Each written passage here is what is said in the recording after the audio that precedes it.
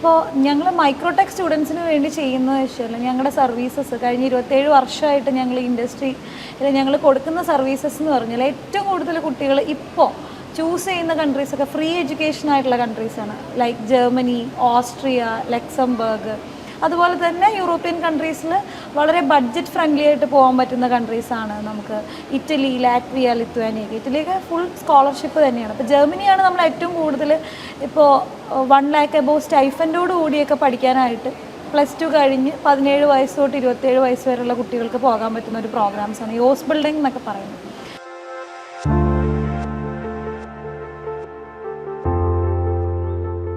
Hi, this is Ajay Krishna here. ഒരുപാട് നാളുകളായിരുന്നു നമ്മൾ കണ്ടിട്ടില്ലേ.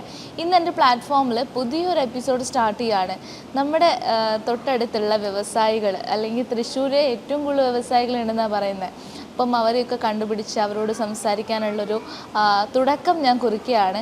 അപ്പം ഞാനിങ്ങനെ നോക്കിയപ്പോൾ കേരളത്തിൽ ഒരുപാട് കുട്ടികൾ അബ്രോഡ് എഡ്യൂക്കേഷൻ ചൂസ് ചെയ്യുന്നതായിട്ട് ഞാൻ കണ്ടു. അങ്ങനെയാണെങ്കിൽ തൃശ്ശൂരിൽ ഏത് അബ്രോഡ് എഡ്യൂക്കേഷനാണ് മുന്നിട്ട് നിൽക്കുന്നത് നോക്കിയപ്പോൾ മൈക്രോടെക് സ്റ്റഡി അബ്രോഡാണെന്ന് മനസ്സിലായി. അപ്പോൾ മൈക്രോടെക്കിൻ്റെ എന്താണ് അവരുടെ ടെക്നിക് ആൻഡ് എന്താണ് അവരുടെ സക്സസ്ഫുൾ മന്ത്ര എന്നറിയാനായിട്ടാണ് ഞാൻ ഇന്നിവിടെ വന്നിരിക്കുന്നത്. ആൻഡ് നമ്മളൊപ്പം ഉള്ളത് ഋതു മാം ആണ്. വെൽക്കം മാം. ഞാനിങ്ങനെ അബ്രോഡ് എഡ്യൂക്കേഷനെ കുറിച്ച് നോക്കിയപ്പോൾ തൃശ്ശൂരിലെ ഏറ്റവും കൂടുതൽ കുട്ടികൾ അബ്രോഡ് എഡ്യൂക്കേഷൻ ചൂസ് ചെയ്യുന്നത്, തൃശ്ശൂർ മാത്രമല്ല എനിക്ക് തോന്നുന്നു കേരളത്തിലെ ഏറ്റവും കൂടുതൽ കുട്ടികൾ അബ്രോഡ് എഡ്യൂക്കേഷൻ ചൂസ് ചെയ്യുന്നത് മൈക്രോടെക്കിലൂടെയാണെന്നാണ് ഞാൻ അറിഞ്ഞത്. എന്താണ് മൈക്രോടെക്കിൻ്റെ ഈ ഒരു ടെക്നിക്ക്? ആക്ച്വലി നമുക്ക് ഇപ്പോഴത്തെ ഒരു സ്റ്റേജ് നോക്കുകയാണെങ്കിൽ കോവിഡിനൊക്കെ ശേഷം ഏറ്റവും കൂടുതൽ കൂണ് മുളയ്ക്കുന്ന പോലെ മുളച്ചിട്ടുള്ളൊരു ഇൻഡസ്ട്രിയാണ് നമ്മുടെ എഡ്യൂക്കേഷൻ ഇൻഡസ്ട്രി. അതിൽ ഏറ്റവും കൂടുതൽ ഓവർസീസ് എഡ്യൂക്കേഷൻ എന്ന് പറയുന്നത്. അപ്പോൾ ഞങ്ങൾ മൈക്രോടെക് സ്റ്റുഡൻസിന് വേണ്ടി ചെയ്യുന്നത് വെച്ചാൽ ഞങ്ങളുടെ സർവീസസ് കഴിഞ്ഞ 27 വർഷമായിട്ട് ഞങ്ങൾ ഈ ഇൻഡസ്ട്രിയിൽ ഞങ്ങൾ കൊടുക്കുന്ന സർവീസസ് എന്ന് പറഞ്ഞാൽ ഏറ്റവും കൂടുതൽ കുട്ടികൾ ഇപ്പോൾ ചൂസ് ചെയ്യുന്ന കൺട്രീസൊക്കെ ഫ്രീ എഡ്യൂക്കേഷൻ ആയിട്ടുള്ള കൺട്രീസാണ്. ലൈക്ക് ജർമ്മനി, ഓസ്ട്രിയ, ലക്സംബർഗ്, അതുപോലെ തന്നെ യൂറോപ്യൻ കൺട്രീസിൽ വളരെ ബഡ്ജറ്റ് ഫ്രണ്ട്ലി ആയിട്ട് പോകാൻ പറ്റുന്ന കൺട്രീസാണ് നമുക്ക് ഇറ്റലി, ലാറ്റ്വിയ, ലിത്വാനിയ. ഇറ്റലിയൊക്കെ ഫുൾ സ്കോളർഷിപ്പ് തന്നെയാണ്. ഇപ്പോൾ ജർമ്മനിയാണ് നമ്മൾ ഏറ്റവും കൂടുതൽ ഇപ്പോൾ 1 lakh എബോവ് സ്റ്റൈഫൻഡോട് കൂടിയൊക്കെ പഠിക്കാനായിട്ട് +2 കഴിഞ്ഞ് 17 വയസ്സ് തൊട്ട് 27 വയസ്സ് വരെയുള്ള കുട്ടികൾക്ക് പോകാൻ പറ്റുന്ന ഒരു പ്രോഗ്രാംസാണ് ഈ ഓസ് ബിൽഡിംഗ് എന്നൊക്കെ പറയുന്നത്. ഇപ്പോൾ ജർമ്മനിയിൽ നമ്മൾ ഓസ് ബിൽഡിംഗ് എന്ന് മാത്രമല്ല മറ്റ് പബ്ലിക് യൂണിവേഴ്സിറ്റീസിലോട്ട് മാസ്റ്റേഴ്സ് ഡിഗ്രിക്കൊക്കെ കുട്ടികൾ പോകുമ്പോൾ നമ്മൾ ശ്രദ്ധിക്കേണ്ട ഒരു കാര്യം, ഞങ്ങൾ വിസ സക്സസ് റേറ്റ് ഞങ്ങളുടെ കൂടുതൽ ടോപ്പ് ഇതിൽ തന്നെ റേഷ്യോയിൽ നിൽക്കാനൊരു കാരണം എന്ന് വെച്ചാൽ അവരുടെ മാർക്സ് തന്നെയാണ്. അവരുടെ ഓരോരുത്തരുടെയും, അതായത് അവർക്ക് വിസ കിട്ടും അല്ലെങ്കിൽ അഡ്മിഷൻ കിട്ടും എന്ന് ഉറപ്പുള്ള പ്രൊഫൈൽസ് മാത്രമാണ് ഞങ്ങൾ ചൂസ് ചെയ്യുള്ളൂ. അല്ലാത്തവരോട് ഞങ്ങൾ പറയുന്നൊരു കാര്യം ഈ പ്രൊഫൈലിലൂടെ ചെയ്യാൻ പറ്റില്ല എന്ന് തന്നെയാണ്. കാരണം അവരുടെ വാല്യുബിൾ ടൈം നമ്മൾ നഷ്ടപ്പെടുത്തിയിട്ട് കാര്യമില്ല. അപ്പോൾ ഓരോ കോഴ്സിനും ഓരോ എൻട്രി ക്രൈറ്റീരിയാസ് ഉണ്ട്. ചില കോഴ്സ് 60% മാർക്കായിരിക്കാം, ചിലപ്പോൾ 50% മാർക്ക് ഉണ്ടെങ്കിൽ നമുക്ക് കിട്ടും. അത് അവരുടെ ഫയൽ നമ്മൾ ഒത്തു നോക്കി കറക്റ്റ് വേ കൂടെ അവർക്കൊരു ഗൈഡൻസാണ് ഫസ്റ്റ് ആവശ്യം. അല്ലാതെ ഇപ്പോൾ നമ്മളൊരു കൺസൾട്ടൻസിയെ മീറ്റ് ചെയ്യുമ്പോൾ അവർ ഓക്കെ നമുക്ക് ചെയ്യാം എന്നൊരു ഫേക്ക് പ്രോമിസിൽ നമ്മളൊരു പ്രോസസ് കൂടുതലും അങ്ങനെയാണ്. അതെ, നമുക്ക് ചെയ്യാം. അങ്ങനെ ഏതെങ്കിലും ഒരു കൺട്രിയിലേക്ക് ഒരു കൊച്ചിനെ നമ്മൾ തള്ളി വിട്ടിട്ട് ഒരു കാര്യവുമില്ല. കാരണം അവരുടെ പേരൻസ് ആണെങ്കിലും അവരാണെങ്കിലും ഒരുപാട് ഡ്രീം ചെയ്തിട്ടാണ് ഒരു എബ്രോഡ് സ്റ്റഡി എഡ്യൂക്കേഷൻ സെലക്ട് ചെയ്യുന്നത്. എല്ലാവരും ഫിനാൻഷ്യലി വെൽ സെറ്റിൽഡ് ആയിട്ടുള്ള കുട്ടികളൊന്നുമല്ല. പലരും സ്പോൺസർ ചെയ്തിട്ടായിരിക്കും അവർ ഫ്യൂച്ചറിലേക്കുള്ളൊരു സ്റ്റെപ്സ് എടുക്കുന്നത്, അല്ലെങ്കിൽ ബാങ്ക് ലോൺസ് ത്രൂ ആയിരിക്കും. അപ്പോൾ ഇവരുടെ എല്ലാവരും നമ്മളൊരു ഫേക്ക് പ്രോമിസ് കൊടുത്തിട്ട് കാര്യമില്ല. ഇപ്പോൾ എഞ്ചിനീയറിങ്ങിൻ്റേതായ എൻട്രി ക്രൈറ്റീരിയ ആയിരിക്കില്ല മാനേജ്മെൻറ്റ് കോഴ്സസിന്. അതല്ല ഇപ്പോൾ ട്രെൻഡിങ് ആയിക്കൊണ്ടിരിക്കുന്ന കോഴ്സസ്. ഇപ്പോൾ സാങ്കേതിക വിദ്യകളൊക്കെ ഏറ്റവും കൂടുതൽ യൂസ് ചെയ്യുന്നൊരു മേഖലയാണ്. ഇപ്പോൾ AI ഉണ്ടാകും, റോബോട്ടിക്സ്, ഇങ്ങനത്തെ ഒരുപാട് ഇപ്പോഴത്തെ ന്യൂജൻസ് ഏറ്റവും കൂടുതൽ ബൂം കൊടുക്കുന്ന കോഴ്സസാണ് ഡാറ്റാ സയൻസ്, റോബോട്ടിക്സ്, അതുപോലെ തന്നെ AI ഒക്കെ. അപ്പോൾ ഇത് ജർമ്മനിക്ക് കിട്ടണമെങ്കിലുള്ള ക്രൈറ്റീരിയ ആയിരിക്കില്ല ഫ്രീ എഡ്യൂക്കേഷൻ കൊടുക്കുന്ന ഓസ്ട്രിയയ്ക്കുള്ള ക്രൈറ്റീരിയ മാർക്സിൻ്റെ കാര്യത്തിൽ. അപ്പോൾ ഇതെല്ലാം ഒത്തു നോക്കിയിട്ടാണ് നമ്മളൊരു കുട്ടീനെ ഫസ്റ്റ് കറക്റ്റായിട്ട് അവരുടെ ഒരു ഗൈഡൻസാണ് നമ്മൾ ഫസ്റ്റ് കൊടുക്കുന്നത്. അത് ഇപ്പോൾ ഒരു കുട്ടി നമ്മളെ ടെലികൗൺസിലിംഗ് ആണെങ്കിലും നമ്മളുടെ സെമിനാർ അറ്റൻഡ് ചെയ്യുകയാണെങ്കിലും വെബിനാർ ആണെങ്കിലും നമ്മൾ ഓഫീസിലേക്ക് വാക്കിംഗ് വരികയാണെങ്കിലും ആ കുട്ടിക്കൊരു 1 hour സെഷൻ നമ്മൾ ഫസ്റ്റ് ഗൈഡൻസ് ത്രൂ തന്നെ കൊടുക്കുന്നുണ്ട്. ഏത് കൺട്രി ഏത് കോഴ്സ് എടുത്താലാണ് ആൾ പഠിച്ചതിനോടുള്ള മാർക്സും കാര്യങ്ങളൊക്കെ വെച്ച് ആൾക്ക് സക്സീഡ് ആവാൻ പറ്റുക. ആ ഒരു ഗൈഡൻസ് പ്രോഗ്രാമാണ് നമ്മൾ ഫസ്റ്റ് ഇവിടെ കൊടുക്കുന്നത്. സെക്കൻഡ് തിങ് എന്ന് പറഞ്ഞാൽ ജർമ്മൻ ലാംഗ്വേജ് മാൻഡേറ്ററി ആയ കുട്ടികളുണ്ട് പല കോഴ്സസിനും. ഇപ്പോൾ മാസ്റ്റേഴ്സ് ഡിഗ്രി പഠിക്കാൻ പോകുന്ന കുട്ടികൾക്ക് 100% ഇംഗ്ലീഷിൽ പഠിക്കാം. പക്ഷെ ഞാൻ ആദ്യം പറഞ്ഞ ഈ 1 ലക്ഷം രൂപയ്ക്ക് മുകളിൽ സ്റ്റൈഫൻഡ് മേടിച്ച് പഠിക്കുന്ന പ്രോഗ്രാം ഉണ്ടല്ലോ, അത് ഹോസ് ബിൽഡിംഗ് എന്ന് പറഞ്ഞ പ്രോഗ്രാമാണ്. 100-ലധികം കോഴ്സസ് അതിൽ വരുന്നുണ്ട്. അപ്പോൾ ഈ ഒരു പ്രോഗ്രാമിന് ജർമ്മൻ ഭാഷ പഠിച്ചേ പറ്റുള്ളൂ. ജർമ്മൻ ലാംഗ്വേജിലാണ് അവിടെ പഠനം വരുന്നത്.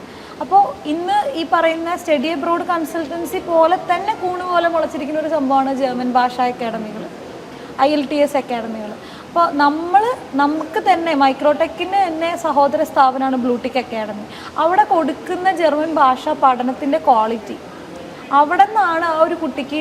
ഇപ്പം മിക്ക പേരൻസും അവർ സ്റ്റക്കായി നിൽക്കുന്നൊരു സിറ്റുവേഷൻ എന്ന് പറഞ്ഞാൽ കുട്ടി ജർമ്മൻ ലാംഗ്വേജ് പഠിച്ചെടുക്കുമോ.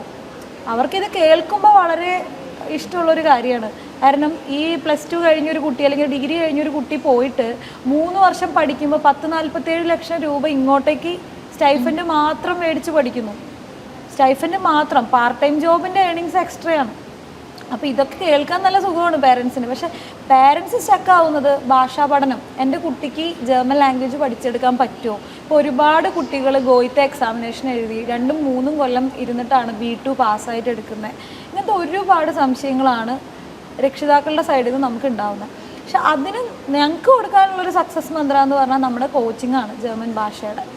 അതായത് ഇപ്പം നമുക്ക് ബ്ലൂടിക് അക്കാഡമിയിൽ കോച്ചിങ് എന്ന് പറഞ്ഞിട്ടുണ്ടെങ്കിൽ നമ്മൾ വേറൊരു 1 hour 2 hour ഡെയിലി ജർമ്മൻ പഠിപ്പിക്കുന്ന ഒരു ടെക്നിക്കല്ല. നമ്മളൊരു റെസിഡൻഷ്യൽ ഓഫ്ലൈൻ ഗുരുകുലാണ്. നേരത്തെ കൃഷ്ണ പറഞ്ഞ പോലെ നമുക്ക് തൃശ്ശൂരിൽ നിന്ന് മാത്രമല്ല, ഓൾ കേരളയിൽ നിന്ന് സ്റ്റുഡൻസ് ഉണ്ട്. അപ്പോൾ ഈ എല്ലാ സ്റ്റുഡൻസും പലരും എന്നും വന്നു പോയി ക്ലാസ്സസ് ഒന്നും അവർക്ക് എടുക്കാൻ പറ്റില്ല. അപ്പോൾ അവർക്ക് വേണ്ടിയിട്ട് നമ്മളൊരു ഗുരുകുല സമ്പ്രദായത്തിലുള്ളൊരു ടെക്നോളജിയാണ് നമ്മളിവിടെ ഇംപ്ലിമെൻ്റ് ചെയ്ത് കുട്ടികളെ പഠിപ്പിക്കുന്നത്. നമുക്ക് ഓൺലൈൻ ക്ലാസ്സസും ഓഫ്ലൈൻ ക്ലാസ്സസും അവൈലബിൾ ആണ്. ഓഫ്ലൈൻ ക്ലാസ് ആണെങ്കിൽ നമുക്ക് ഗുരുകുല സമ്പ്രദായത്തിലാണ്. അതായത് ടീച്ചേഴ്സും അവരുടെ ഒപ്പം നിന്ന് സ്റ്റേ ചെയ്തുകൊണ്ടാണ് നമ്മൾ പഠിപ്പിക്കുന്നത്. ഫുൾ ഡേ ക്ലാസ് ആണ്. അതായത് മോർണിംഗ് 9:30 to ഈവനിങ് 3:30 വരെ സെഷൻസ് ആണ്. ശരിക്കും പറയുകയാണെങ്കിൽ ഗുരുകുല സമ്പ്രദായം കഴിഞ്ഞിട്ട് കുറേ നാളായി.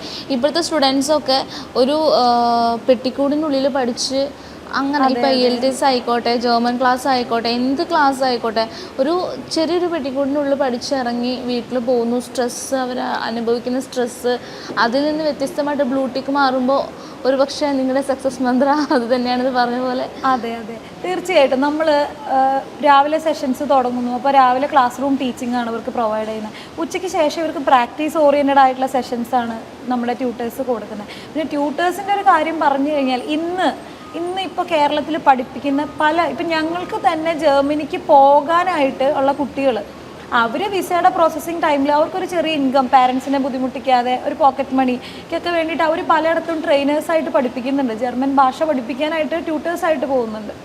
അപ്പോൾ ചിലപ്പോൾ B2 ഫുൾ മൊഡ്യൂൾ പോലും പാസ്സാവാത്ത പല കുട്ടികളും ഭാഷയോടുള്ള ടച്ച് വിടരുതെന്ന് കരുതി പോകുന്നുണ്ട്. അപ്പോൾ ഇങ്ങനെയുള്ളൊരു കുട്ടി പഠിപ്പിച്ചാൽ എങ്ങനെയാണ് ഒരു കുട്ടികൾക്ക് B2 എക്സാം പാസ്സായി എടുക്കാൻ പറ്റുക? ഇതാണ് പല അക്കാഡമീസിലൊരു സിറ്റുവേഷൻ. നമ്മളിവിടെ എന്ന് പറഞ്ഞാൽ B2 C1 ഈ ലെവൽ ഫുൾ മൊഡ്യൂൾ ക്വാളിഫൈഡ് ആയിട്ടുള്ള ട്രെയിനേഴ്സാണ്. സോ നമ്മളത് ശരിക്കും ശ്രദ്ധിക്കേണ്ട ഒരു കാര്യമാണ് കേട്ടോ. B2 കഴിഞ്ഞൊരു സ്റ്റുഡൻറ്റ് പോയി ജർമ്മൻ പഠിപ്പിക്കുക, അവർ പാസ്സാവാത്ത സ്റ്റുഡൻസ് പോയി പഠിപ്പിക്കുക, ഇങ്ങനെയുള്ള ജർമ്മൻ ക്ലാസ്സിൽ പോയി നമ്മൾ പെട്ടുപോയി കഴിഞ്ഞ് കഴിഞ്ഞാൽ പിന്നെ നമ്മുടെ ഫ്യൂച്ചർ എന്താവും എന്നുള്ളത് ഭയങ്കര ഒരു ക്വസ്റ്റ്യൻ മാർക്കാണ്. അതെ, ഈ എല്ലാവരും പറയുന്ന ഏത് അക്കാഡമിയിൽ പഠിച്ചാലും B2 പരീക്ഷ പാസ്സാവാൻ ബുദ്ധിമുട്ടാണ്. അതിൽ കുട്ടികൾ പഠിച്ചാൽ തന്നെയാണ്, ഹാർഡ് വർക്ക് ചെയ്താൽ തന്നെയാണ് ജർമ്മൻ ലാംഗ്വേജ് അവർക്ക് പാസ്സായി എടുക്കാൻ പറ്റുള്ളൂ. പക്ഷേ ആ ഹാർഡ് വർക്ക് കൊണ്ട് മാത്രം കാര്യമില്ല, അവരുടെ വേ ഓഫ് ടീച്ചിങ് പ്രോപ്പറായിരിക്കണം.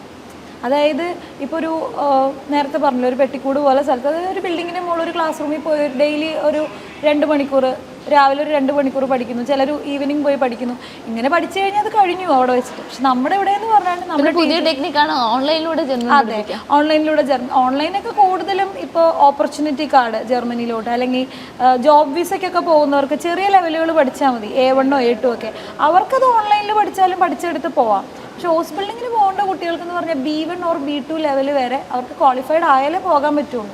അപ്പോൾ ആ ഒരു 6 മാസം വരെ നമുക്ക് B1 പഠിക്കണം, 8 മുതൽ 9 മാസം വരെ B2 പഠിക്കണം. ആ ഒരു കാലയളവ് ഇവർ പ്രോപ്പറായിട്ട് നല്ലൊരു ട്രെയിനറിൻ്റെ അടുത്ത് തന്നെ പഠിക്കണം. അപ്പോൾ നമ്മുടെ ട്രെയിനേഴ്സ് വന്നിട്ട് B2 C1 ഒക്കെ ക്വാളിഫൈഡ് ആയിട്ടുള്ള മിനിമം 5 വർഷം എക്സ്പീരിയൻസ് ഇല്ലാത്തൊരു ട്രെയിനർ നമ്മളെ ഇവിടെ പഠിപ്പിക്കുന്നില്ല ബ്ലൂടിക് അക്കാഡമിയിൽ. അതാണ് ഫസ്റ്റ് ഒരു ഇതെന്ന് പറയുന്നത്, കുട്ടികൾക്ക് കൊടുക്കുന്ന ഏറ്റവും വലിയൊരു സപ്പോർട്ട് എന്ന് പറയുന്നത്. പിന്നെ ഉച്ചയ്ക്ക് ശേഷം എന്ന് പറഞ്ഞാൽ പ്രാക്ടീസ് ഓറിയൻറ്റഡ് സെഷൻസ് ആണ്. ഇപ്പോൾ അവർക്ക് ഒരു വീഡിയോ കാണിക്കുക, അല്ലെങ്കിൽ ഗെയിംസ് കൊടുക്കുക, ഇങ്ങനെ കുട്ടികളും ടീച്ചറും തമ്മിൽ രസകരമായ ഒരു ടെക്നിക്ക് ത്രൂ ആണ് അവർ പഠിക്കുന്നത്. പിന്നെ ഹോസ്റ്റലിൽ നിൽക്കുന്ന സ്റ്റുഡൻസിനാണെങ്കിൽ നൈറ്റ് 7 to 9 അവർക്ക് സ്റ്റഡി അവേഴ്സ് ഉണ്ട്. നമ്മൾ ഡെയിലി അവരത് പഠിക്കണം. ടീച്ചേഴ്സിൻ്റെ ഗൈഡൻസ് ആ ടൈമിലും ഉണ്ടാവും, അസിസ്റ്റൻസ് ഉണ്ടാവും, അവർക്ക് ഹോം വർക്ക്സ് ചെയ്യാനുള്ള ഹെൽപ്പ് കാര്യങ്ങളെല്ലാം. എല്ലാ വീക്കിലും നമ്മൾ അസസ്മെൻറ്റ് ടെസ്റ്റ്സ് കുട്ടികളുടെ എടുക്കും. അപ്പോൾ നമുക്ക് കുട്ടികൾക്കും പാരൻസിനും വേണ്ടിയിട്ട് മിക്ക അക്കാഡമീസും ചെയ്യുന്ന വെച്ചാൽ A1 കഴിഞ്ഞു, ഒരു റിസൾട്ട് ഇൻറ്റേർണൽ എക്സാമിൻ്റെ പബ്ലിഷ് ചെയ്യുന്നു, എല്ലാവരും പാസ്സായി, അടുത്ത ലെവലിലേക്കുള്ള പേയ്മെൻറ്റ് പാരൻസിനോട് ഇൻഫർമേഷൻ കൊടുക്കുകയാണ്, പേയ്മെൻറ്റ് അടച്ചോളൂ. പക്ഷെ നമ്മൾ അങ്ങനെയല്ല. A1 നമ്മളിവിടെ കറക്റ്റ് ഇൻറ്റേർണൽ എക്സാമിനേഷൻ ആണെങ്കിൽ നമ്മുടെ ടീച്ചേഴ്സ് ഗോയിത്തയുടെ സെയിം പേപ്പേഴ്സാണ്, ക്വസ്റ്റ്യൻ പേപ്പേഴ്സാണ് അവർക്ക് കൊടുക്കുന്നത്. അപ്പോൾ അത് കറക്റ്റായിട്ട് ഒരു കുട്ടി, ഇപ്പോൾ 30 കുട്ടികൾ A1 ബാച്ചിൽ പരീക്ഷ എഴുതി, അതിൽ 22 കുട്ടികളും പാസ്സാണ്.